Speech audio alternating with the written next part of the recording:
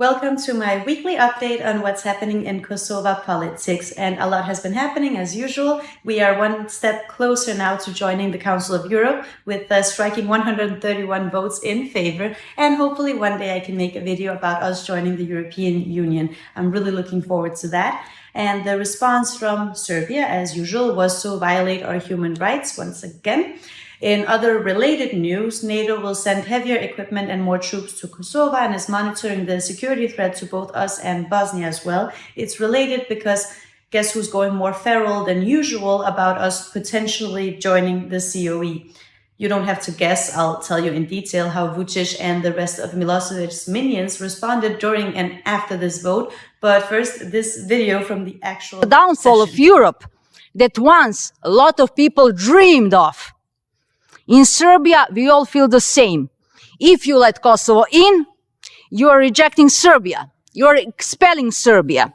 Are you sure that this decision is an easy one? Worst part is she thought she ate with that. Meanwhile, we all collectively discovered a new ick.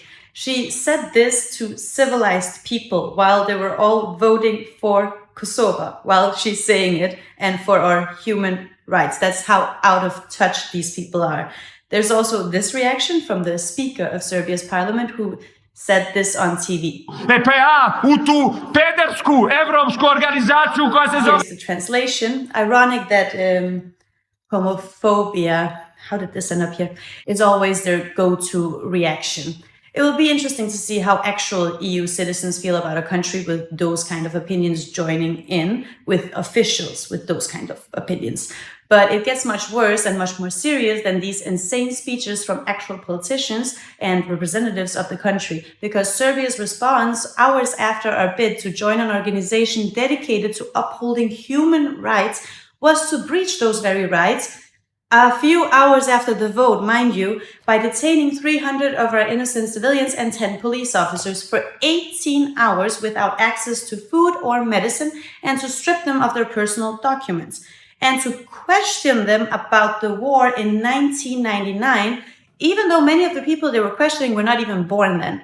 One civilian even had to be rescued by an ambulance, and Serbia would not let them pass before the EU got involved and informed them that they were violating the agreement on free movement.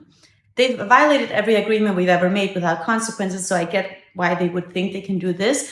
But what did these people do wrong, you might ask? They were from Kosova and on buses passing through Serbia to get back to Kosova after vacations in Germany, Switzerland, etc.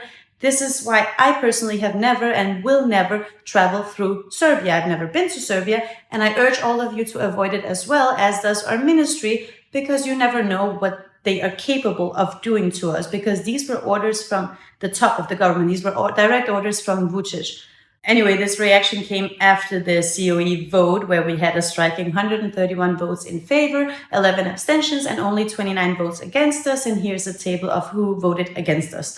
Vučić was so desperate that he even went to Croatia for help, which I can't stop laughing about, because, come on, this was the response from Croatia, which I absolutely love and is the only way to respond to these people. And I urge you to check out the many other clips from Admiri's page as well. There's a lot of super positive speeches as well, also from Greece, from Bakoyannis, and from Ukraine as well, which I love that speech, and from us as well. So check them out. There's also all the funny videos of the insane reactions.